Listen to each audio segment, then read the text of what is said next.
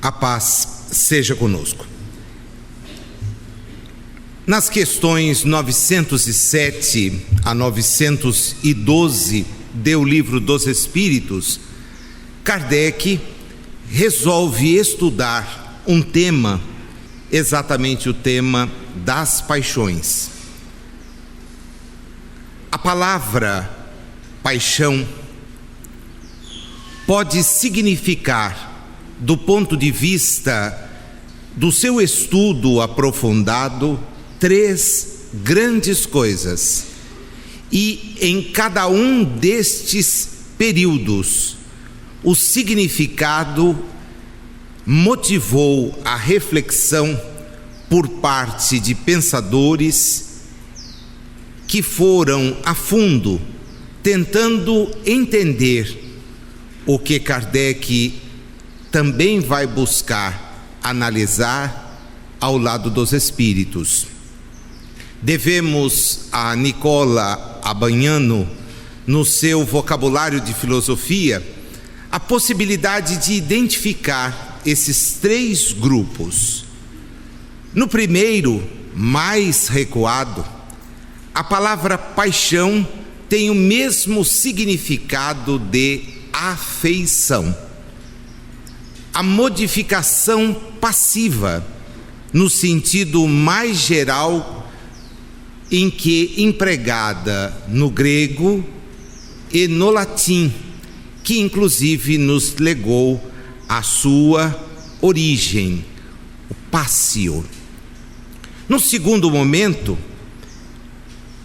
e aí se destacam as intervenções de Santo Agostinho, Santo Tomás de Aquino, nós teremos a paixão no sentido de emoção.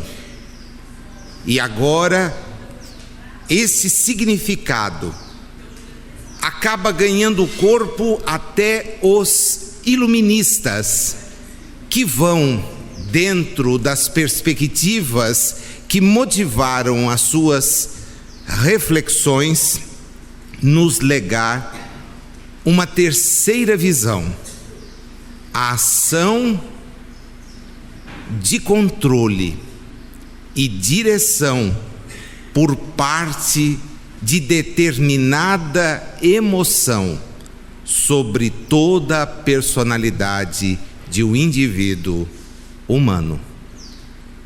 Dentro dessas três visões, a primeira delas explorada pelos estoicos no início das suas reflexões e que avança no início de toda a história filosófica do Ocidente, o sentido é bem claro.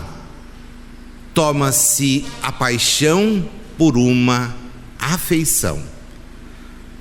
Num segundo momento, quando nós vamos tomar a paixão, ela já adquire o contorno da emoção, e sejam as disposições constantes dos tratados de Tomás de Aquino, sejam as reflexões de Agostinho, nós veremos toda uma doutrina filosófica ser desenvolvida no sentido de controle das emoções, imaginando mesmo que tal controle pode vir a sucumbir. Mais tarde, talvez motivados pelas reflexões de dois pensadores, um bastante conhecido, que é o Rochefoucauld, e outro bem não tão desconhecido, que é Vauverniagas, nós teremos as primeiras ideias do que hoje as escolas de natureza filosófica e psicológica entendem como sendo paixão. Nesse último sentido, fica fácil nós entendermos algumas manifestações. Por exemplo, a paixão pelo jogo, a paixão pelos homens, a paixão pelas mulheres, a paixão pelo dinheiro, a paixão política, a paixão religiosa. É como se determinada emoção tomasse de tal forma a mente daquele que por ela se sente atraído, que ele não consegue governar as suas atitudes, a não ser canalizando todas as suas tendências para a satisfação daquela emoção que ele já não consegue mais controlar. Nas suas máximas, Rochefoucauld nos escreve o seguinte: se resistimos às nossas paixões, é mais pela fraqueza delas do que pela nossa força. Para resistir à paixão, seria preciso pelo menos querer resistir. Mas aí ele se pergunta: faria a paixão nascer o desejo de combater a própria paixão? Na ausência do que é uma razão afugentada? As paixões ensinaram a razão aos homens.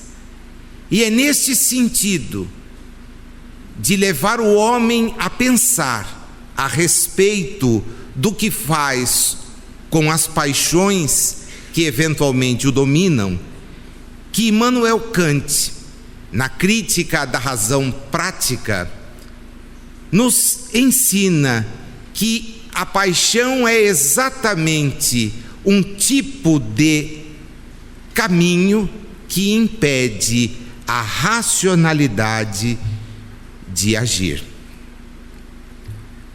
É notório que muitas vezes este sentimento de paixão, tomado nas suas múltiplas acepções, fique centrado à palavra afeição. Os que, como eu, exercem a atividade no mundo jurídico, fomos há um tempo atrás brindados com uma teoria que ganhou até corpo nos tribunais do júri do Brasil, no sentido de que a paixão poderia justificar mortes. E estas mortes seriam justificadas na exata medida em que, por terem se envolvido de tal forma duas pessoas, uma delas desejando abandonar o relacionamento, provocaria na outra um grave sentimento de perda da sua própria honra, e a honra viria a justificar o delito. Uma das grandes juristas que temos reencarnada presentemente no estado de São Paulo, Luísa Najib Eluf, nos brindou com um trabalho denominado A Paixão no Banco dos Réus, e se predispôs nesse texto a responder a seguinte pergunta: amar pode levar ao crime? Ou quem ama não mata? Será, diz-nos ela, realmente o sentimento amoroso que faz alguém perder a cabeça e partir para o assassinato? É bem provável que não, apesar de que a resposta a essa pergunta demande um estudo aprofundado. E ela colaciona naquele trabalho 14 casos, do mais antigo ao mais atual, em que pessoas efetivamente mataram, alegando amar de tal forma que não poderiam viver sem aqueles que de repente resolveram deixá-los. Dos casos famosos, talvez aquele que mais possa ser evocado na lembrança de todos, e também um dos mais antigos, está o de Euclides da Cunha, Ana e Dilermando de Assis. Uma tragédia envolvendo criaturas que no momento de lucidez tanto contribuíram para a vida daqueles que o rodearam. O trabalho de Euclides em Os Sertões é magnífico. Porém, no âmbito das paixões, das afeições, dos sentimentos, isso vem a falhar. Não é diferente os casos de Doc Street e Ângela Diniz, de Dorinha Durval e Paulo Sérgio Garcia Alcântara, de Lindomar Castilho e Eliane de Gramont, de Guilherme de Pádua, Paula Tomás e Daniela Pérez e outros, que ela pontualmente levanta, analisa, checa, tudo com o objetivo de nos levar a refletir a respeito destas questões que envolvem o que no direito se denomina crime passional, onde algo aflora muito mais forte do que o controle e efetivamente o amor verdadeiro que deve nos nortear. Kardec então debruça-se sobre o tema e curiosamente vai nos mostrar nas questões de 907 a 912 como o raciocínio espírita tem condições de abarcar, de envolver toda aquela sorte de informações que ao longo dos séculos os que pensaram puderam estabelecer. E como é dado o momento de o espírito que reencarna na terra adquirir a lucidez o mais perfeita possível para o seu estágio evolutivo, os espíritos não têm dúvida de encarar a questão sob uma ótica que, tenho certeza, a todos nós engrandece. Na 907, a pergunta é bem direta: será substancialmente mal o princípio originário das paixões, embora esteja na natureza? Porque esta é uma constatação. Ele é mau? Não, respondem os espíritos. A paixão está no excesso de que se acresceu a vontade. A paixão está, pois, no excesso. O princípio que lhe dá origem foi posto no homem para o bem. E as paixões podem sim conduzi-lo à realização de grandes coisas, mas o abuso que delas faz é que causa o mal. Vejam o alcance da resposta. O princípio, os sentimentos que temos em nós, potenciais condutores à nossa perfectibilidade, quando equivocadamente trabalhado pelo homem, por um espírito que luta para aperfeiçoar-se, mas o problema é o grau desta luta, às vezes intenso, o que faz com que seu progresso seja manifesto, outras vezes nem um pouco merecedor de intensidade, o que faz com que estanquemos a nossa marcha, nos deve conduzir não ao abuso, porque o abuso, sim, há de nos fazer também nesta área enfrentar sérios problemas. Como se poderá determinar o limite em que as paixões deixam de ser boas para se tornarem más? Porque se eu tenho a possibilidade de me apaixonar, se a paixão move o meu interesse, qual é o ponto em que, tendo confrontadas as duas possibilidades, eu deixo de lado esse aspecto positivo para enveredar naquele que vai me conduzir a sérios problemas? Os Espíritos usam uma imagem que, se cada um de nós, cerrando os olhos, conceber, facilmente entenderá. As paixões são como um corcel.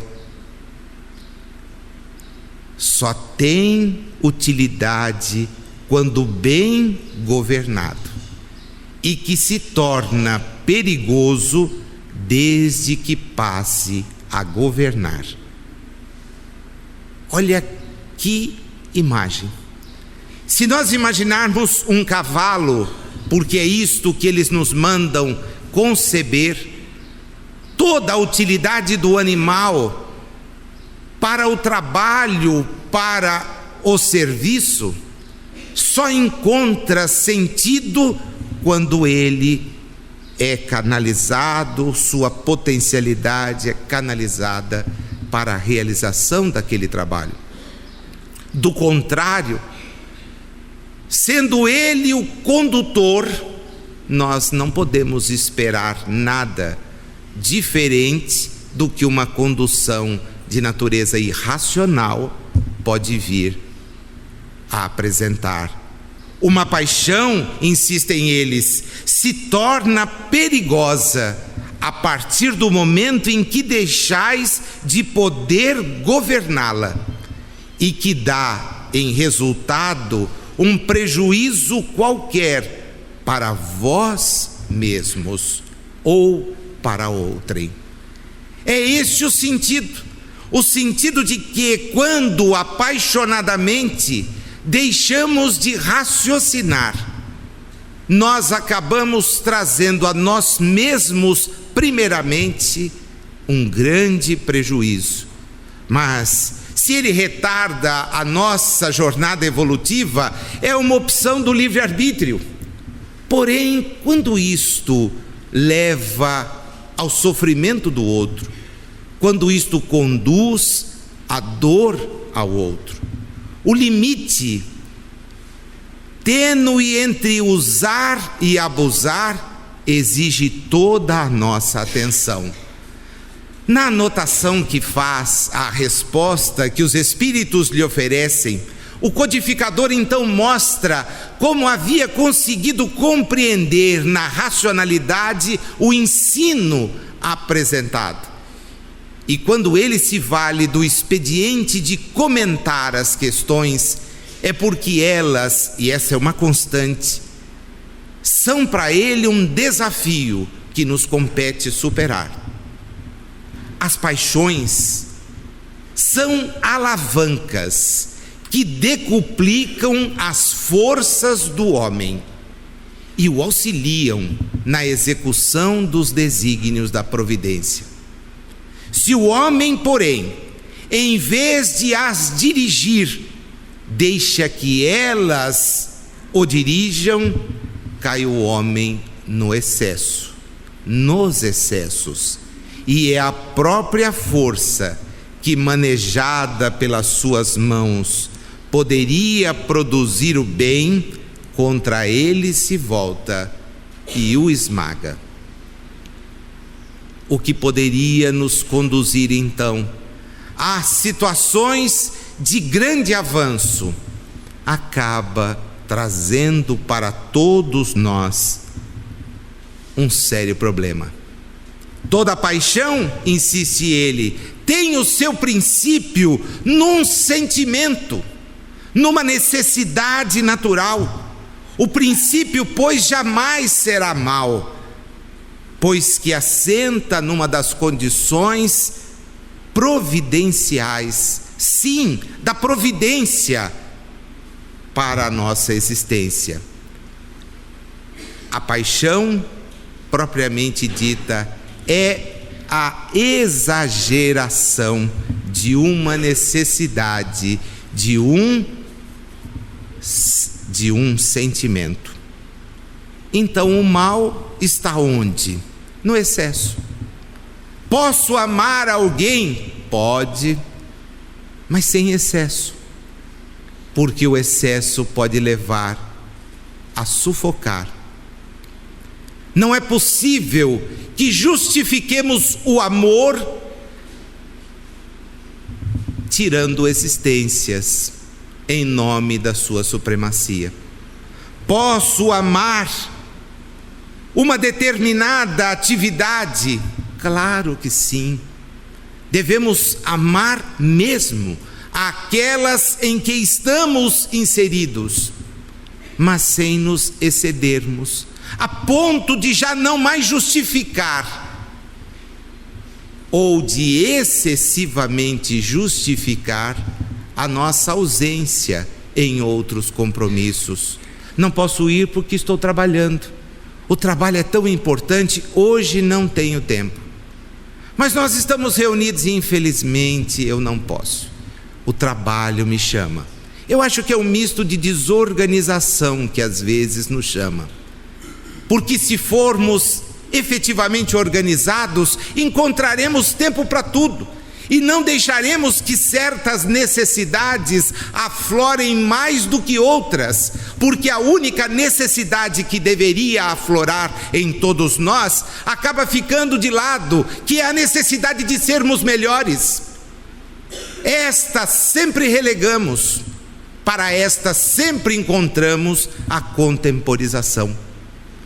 Portanto, meus amigos, como nos induz a pensar o codificador, devemos entender que o sentimento nos coloca acima da animalidade. O sentimento nos coloca acima da animalidade. E ao nos posicionarmos acima da animalidade, devemos entender que o espírito dirige a matéria e não é pela matéria dirigido. Por que você não para de comer? Porque eu não consigo. Como não consegue? Não consigo. Eu vejo um prato de qualquer coisa e já parto para cima. Um pedaço, não. Um pedaço é seu, o resto é meu. Olha, apenas um gole não me satisfaz. Eu quero a garrafa. A garrafa. Puxa, nós iríamos ficar aqui. Não, eu vou ficar aqui o tempo todo, porque eu não sei viver sem isto. Como não? Você não conhecia isto até antes de ontem, mas agora que eu conheci, é amor à primeira vista. E por aí vai. As nossas paixões vão tomando conta, e ao invés de dirigirmos o corcel, o corpo que nos é dado para a experiência reencarnatória, deixamos que o corpo nos dirija. E aí somos essas criaturas sensuais, materializadas, para as quais deixar a reencarnação é quase que como que uma dor insuportável. Como vou perder? E daí as frustrações, porque a matéria que se submete ao desgaste natural, Ela vai caminhando do berço ao túmulo, como a conduzir o homem nesse processo. Educa-te, examina-te, identifica que não és daí. Mas as criaturas lutam, e aos 80 querem ter a mesma capacidade física que detinham aos 20, o que é naturalmente impossível. Mas não aprendem com isto, buscam nos excessos a satisfação de si próprias, entendendo que o tempo a todos nós educa. É dentro desta linha que Kardec então pergunta: poderia sempre o homem, pelos seus esforços, vencer as suas más inclinações? E a resposta, meus caros, é daquelas para a gente ler, recortar e colar na testa, né? Porque todas as vezes que fosse ao espelho, tomaria o susto. Sim, e frequentemente fazendo esforços muito insignificantes. Como é que é? Volta a pergunta. Poderia sempre o homem, pelos seus esforços, vencer as suas más inclinações? Sim, e frequentemente fazendo esforços muito insignificantes. Puxa, só isso? Não, olha a resposta. O que lhe falta é vontade.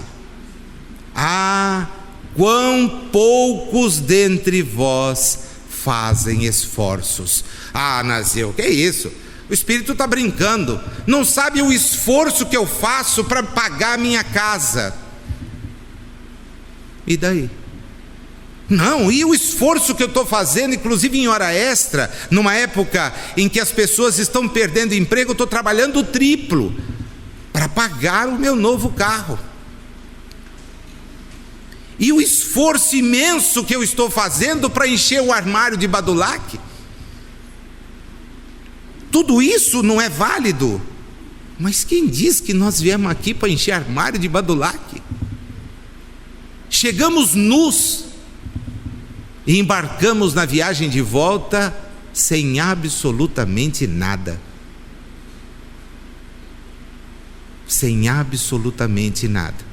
Muitos usando aqueles trajes que nem tiveram a coragem de pôr para algum evento. E guardam lá. Deixa esse para o dia que eu... Imagina, o dia que eu não precisa nem escolher roupa nenhuma.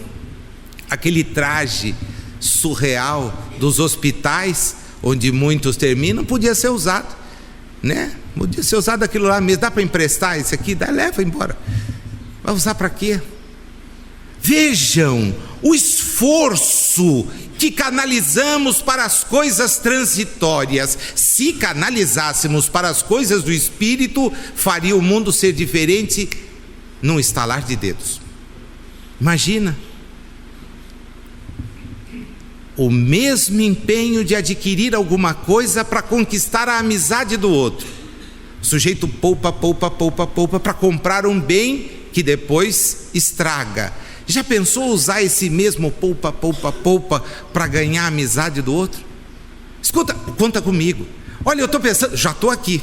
Não é que nós vamos, olha o meu braço, olha a minha mão, olha a minha ajuda,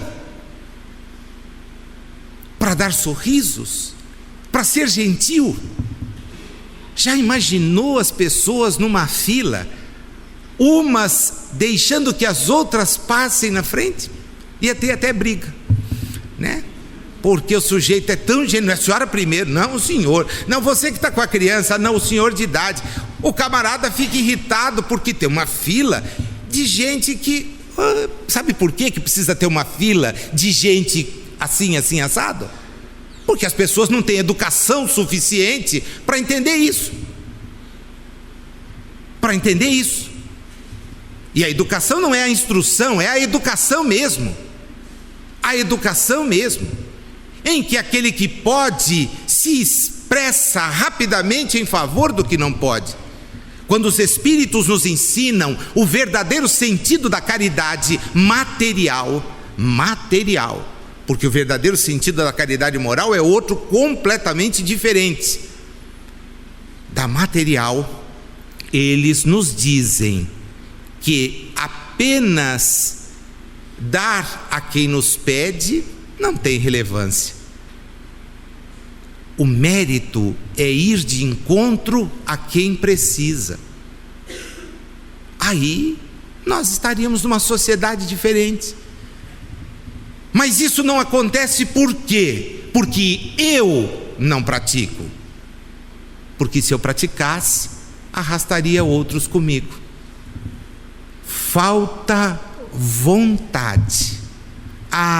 Quão poucos dentre vós fazem esforços para sermos melhores. Uma pequena pausa, mas nós distribuímos aqui aqueles folhetozinhos da Sheila com exercícios. 20, isso mesmo, 20, para melhorar. Alguém já tentou?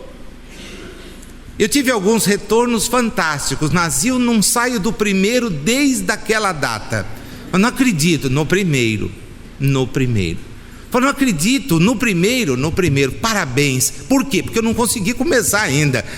Não, brincadeira à parte, né? Vejam o desafio que é tentar ser melhor. E o primeiro é tão tranquilo. Faça com alegria a sua obrigação. Com alegria. Aquilo que é a sua obrigação.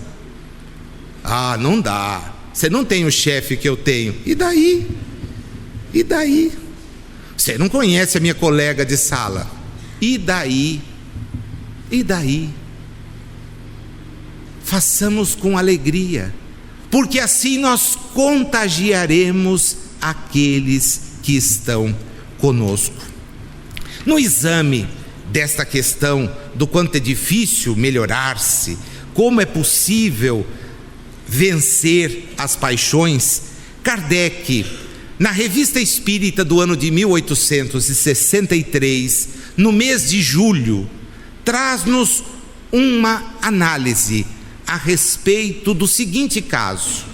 Um jovem de 23 anos, o senhor A, ele não identifica, de Paris, iniciado no espiritismo apenas há 2 meses, com tal rapidez assimilou o seu alcance que, sem nada ter visto, o aceitou em todas as consequências morais.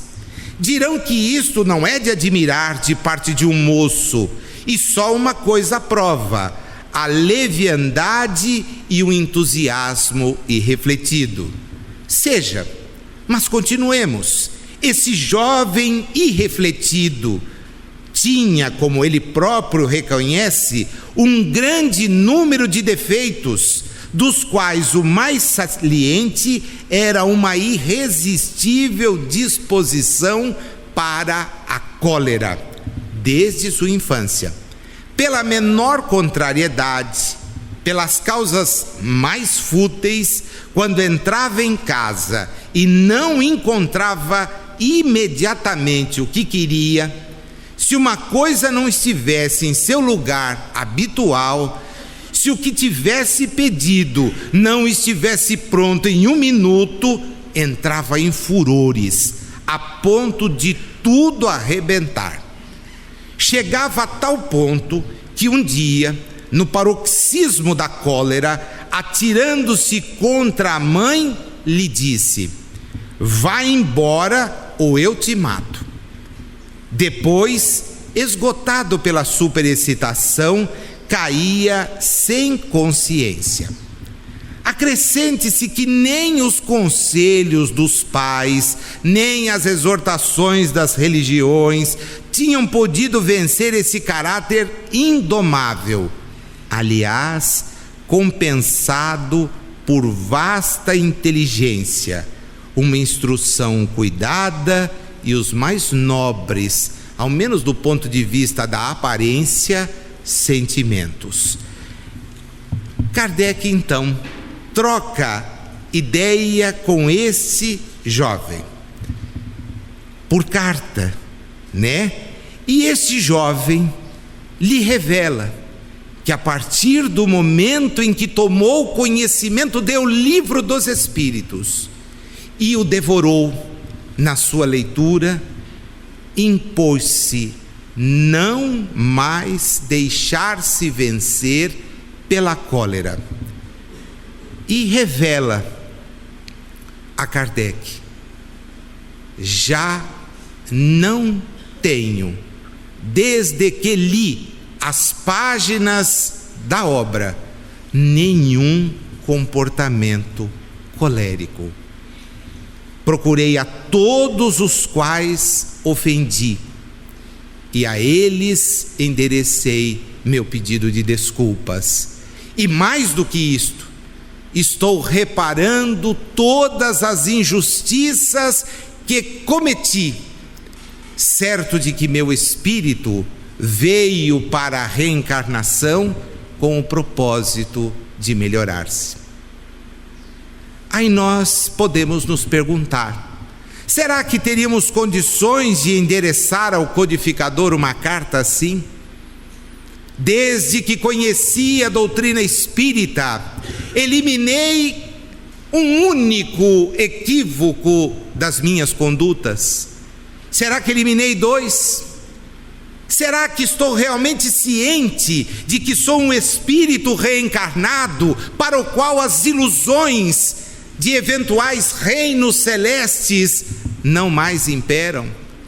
E que sei que sou a somatória das experiências que tive e preciso com elas me ajustar, razão pela qual, enquanto caminho na humanidade, tenho trabalhado para vencer a uma única conduta inadequada. É algo que precisamos parar e pensar. Temos que nos preocupar com isto.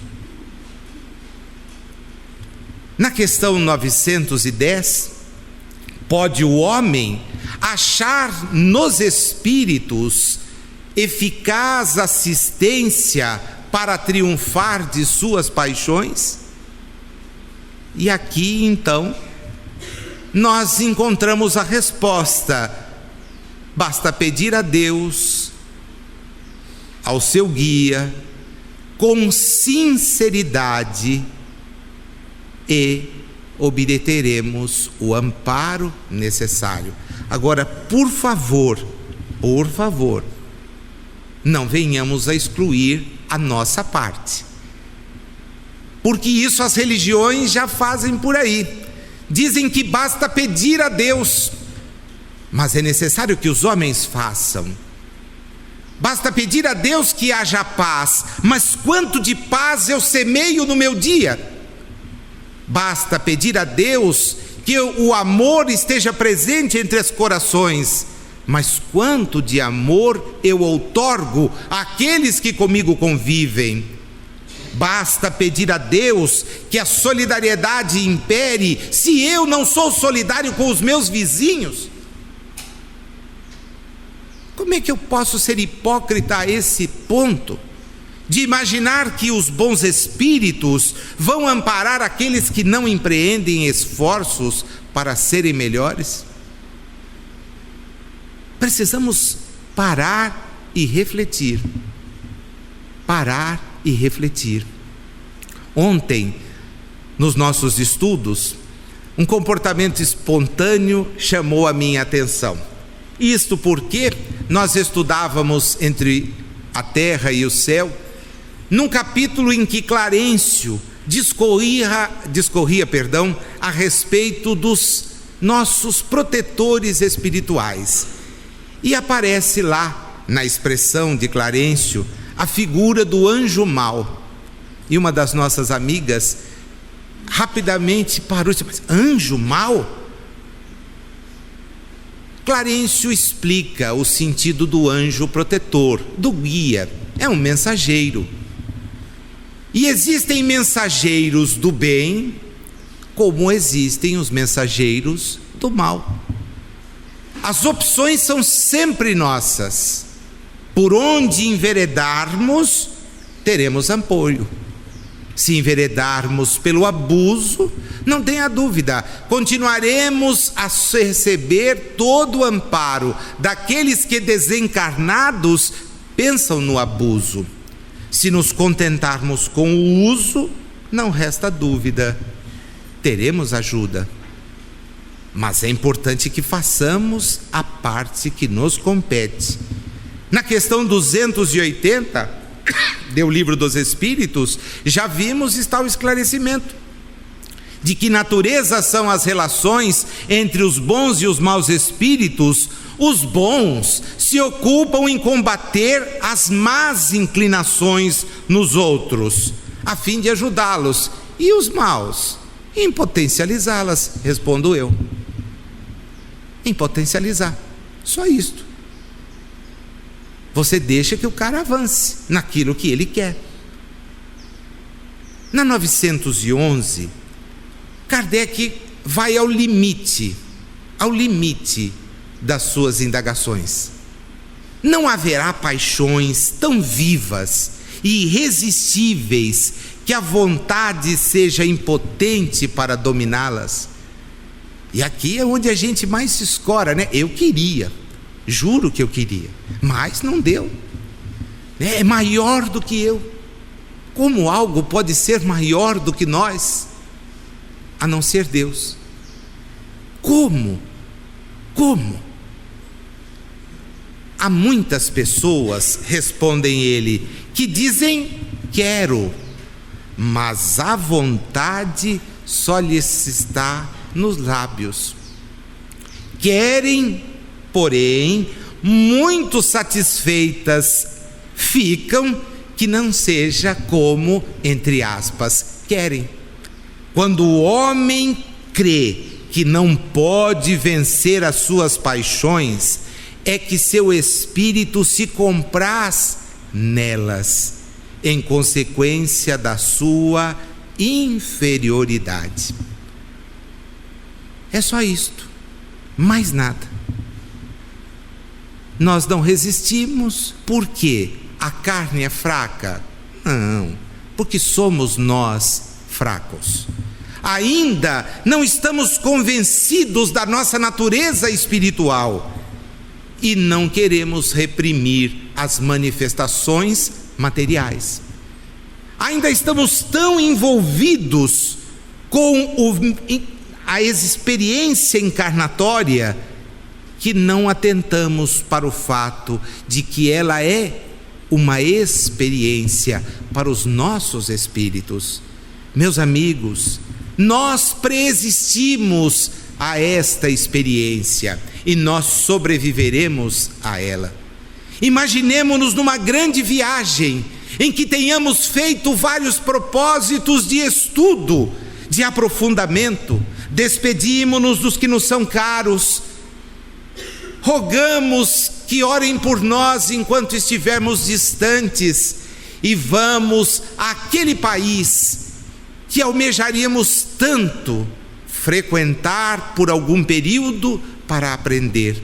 Recebemos a bolsa de estudos para desenvolver esta tarefa e vamos ao país. Desembarcamos, recebemos o acolhimento carinhoso de seres que se dispuseram a conosco acertar contas ou mesmo a nos amparar.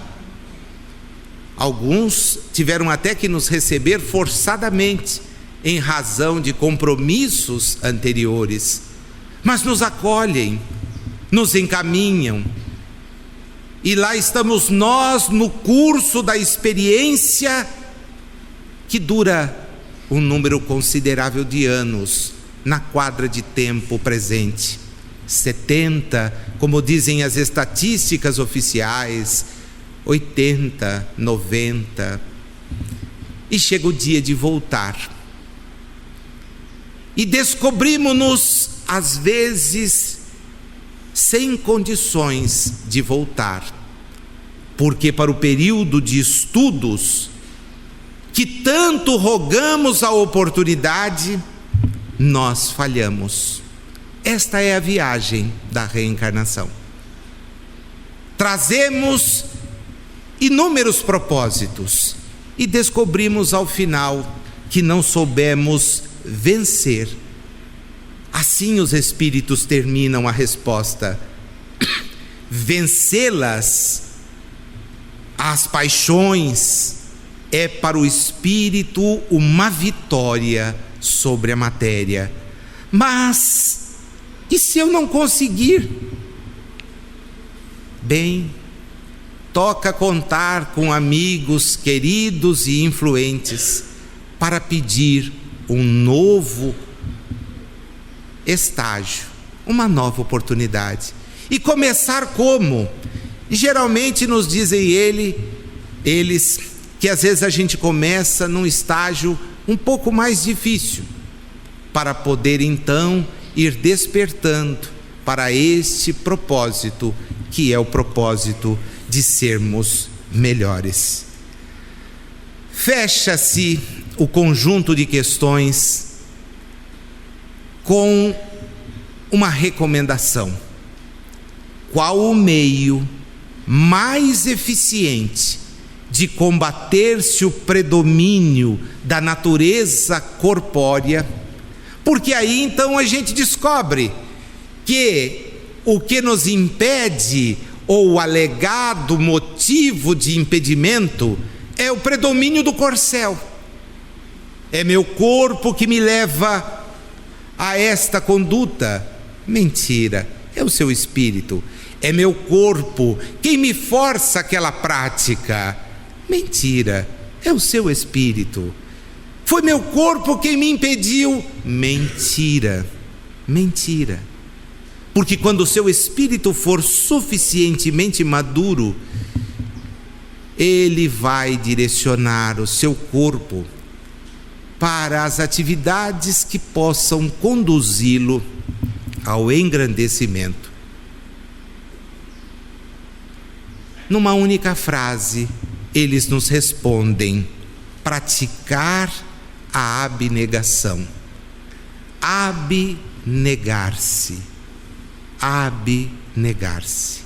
Em o Evangelho segundo o Espiritismo, capítulo 5, capítulo 6, capítulo 11, capítulo 15, em O Livro dos Médiuns, na Revista Espírita de outubro de 1867, pululam informações a respeito do que podemos fazer para avançar. E dizem-nos eles que talvez o exemplo mais alto que podemos buscar é o de negar a própria existência em favor dos outros. É o de esquecermos-nos para que os outros possam avançar. E nada melhor aqui do que buscar aquele que marcou o mesmo tempo. Sim, os seus emissários vieram antes, muito antes. Estiveram na China, estiveram na Suméria, estiveram na Índia, estiveram em todo o Oriente Próximo e remoto. Mas houve um instante em que ele próprio quis estar conosco. Jesus, no estudo da abnegação, recomenda-nos Emmanuel, olhemos a Jesus. Vejamos em cada uma das etapas da sua existência entre nós o quanto é bonito negar-se a si mesmo, e o quanto o seu exemplo calou mais fundo do que todas as recomendações anteriores. Porque, emissário de Deus entre os homens, poderia ter escolhido um palácio, mas preferiu asilar-se quando nasceu em meio a animais. Podia frequentar na meninice os melhores grêmios filosóficos, as mais avançadas escolas de natureza política, religiosa, foi viver ao lado do casal Maria e José, na pequenina Nazaré. Poderia aderir ao programa de dominação dos maiorais em Jerusalém, impondo-lhes a sua própria condição de missionário excepcional, um espírito lúcido. Não. Foi viver ao lado dos pescadores humildes, revelando-se a eles sem qualquer violência. Podia escolher damas ilustres para entreter-se, falando a respeito do reino dos céus, em tertúlias festivas. Não, foi buscar a Maria de Magdala, a mais humilde daquelas criaturas, do ponto de vista da projeção social de natureza moral, para erguê-la. Podia insinuar-se no ambiente de Caifás, de Pilatos. Que pergunta lhe poderia ser feita que ele não responderia? Mas não. Foi atrás dos enfermos da via pública, abraçar leprosos, estender a mão a cegos. Podia acumular ouro, prata, mobilizando os poderes que certamente a sua inteligência lhe facultaria. Porém, foi claro em dizer que, como muitos pobres, não tinha uma única pedra onde repousar a cabeça. Podia afastar Judas de Iscariote. Imagina Jesus, que falava de coisas à frente, não teria descoberto as fraquezas do companheiro, mas não. Por que afastar sem dar a chance para que ele se ajuste? E com ele ficou até o fim. Podia agitar aquela multidão contra os detratores da sua causa. Ele não havia falado às multidões? Não. Deixou que os detratores comandassem aquele ato. Podia recorrer à justiça, como outros fizeram, invocar a condição, debater, mas o que fez? Morreu. Entregou-se na cruz, endereçando aos seus algozes o perdão pelos equívocos que cometiam. Não nos despreocupemos assim da abnegação dentro da nossa própria vida, a fim de que nós possamos ajudar as vidas que nos rodeiam. O supérfluo da nossa casa é a carência que aflige os outros. O grande egoísmo que a humanidade revela é a soma dos nossos pequenos egoísmos manifestados a todo instante. Sofrer por obrigação é resgate humano. Agora, sofrer para que os outros não sofram é renúncia divina. Ninguém sabe se existe virtude nos prisioneiros de expiação. Entretanto, a virtude mostra-se viva em todo aquele que, podendo acolher-se ao bem próprio, procura, acima de tudo, o bem para todos. Se podes exigir e não exiges, se podes pedir e não pedes, se podes complicar e não complicas, se podes parar de servir e prossegues servindo, estarás conquistando o justo merecimento. Não vale, pois, reclamar a abnegação dos outros para a melhoria do mundo, porque Jesus, o maior e melhor exemplo que tivemos, a força da sua conduta, nos ensinou que a melhoria do mundo começa em cada um de nós.